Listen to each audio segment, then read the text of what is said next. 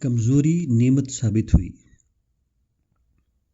گاندھی جی اپنی کتاب تلاش حق دا ایکسپیریمنٹ ود ٹروتھ میں لکھتے ہیں کہ وہ پیدائشی طور پر شرمیلے تھے۔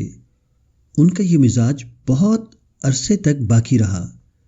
جب وہ تعلیم کے لیے لندن میں تھے تو وہ ایک ویجیٹیرین سوسائٹی کے ممبر بن گئے۔ ایک بار انہیں سوسائٹی کی میٹنگ میں تقریر کے لیے کہا گیا۔ وہ کھڑے ہوئے مگر کچھ بول نہ سکے۔ ان کی سمجھ میں نہیں آتا تھا کہ وہ اپنے خیالات کو کس طرح ظاہر کریں۔ بالآخر وہ شکریہ کے چند کلمات کہہ کر بیٹھ گئے۔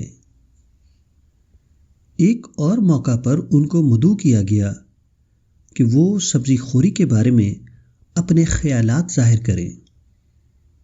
اس بار انہوں نے اپنے خیالات ایک کاغذ پر لکھ لیے، مگر جب وہ کھڑے ہوئے تو وہ اپنا لکھا ہوا بھی نہ پڑھ سکے۔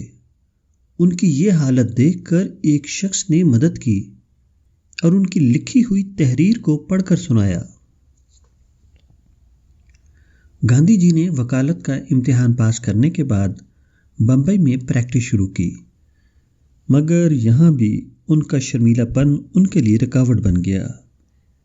پہلا کیس لے کر جب وہ جج کے سامنے کھڑے ہوئے تو حال یہ ہوا کہ ان کا دل بیٹھنے لگا اور وہ کچھ نہ بول سکے۔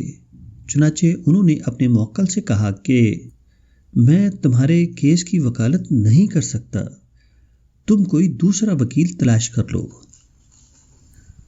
بظاہر یہ سب کمی کی باتیں ہیں، مگر گاندھی جی لکھتے ہیں کہ یہ کمیاں بعد کو میرے لیے بہت بڑی نعمت ایڈوانٹیج ثابت ہوئیں۔ اس سلسلے میں ان کے الفاظ یہ ہیں: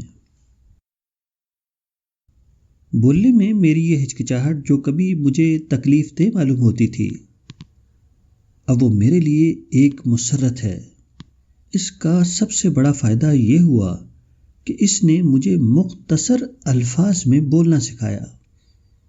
میرے اندر فطری طور پر یہ عادت پیدا ہو گئی کہ میں اپنے خیالات پر قابو رکھوں۔ اب میں اعتماد کے ساتھ کہہ سکتا ہوں کہ بمشکل ہی کبھی ایسا ہوتا ہے کہ کوئی لایعنی لفظ میری زبان یا قلم سے نکلے۔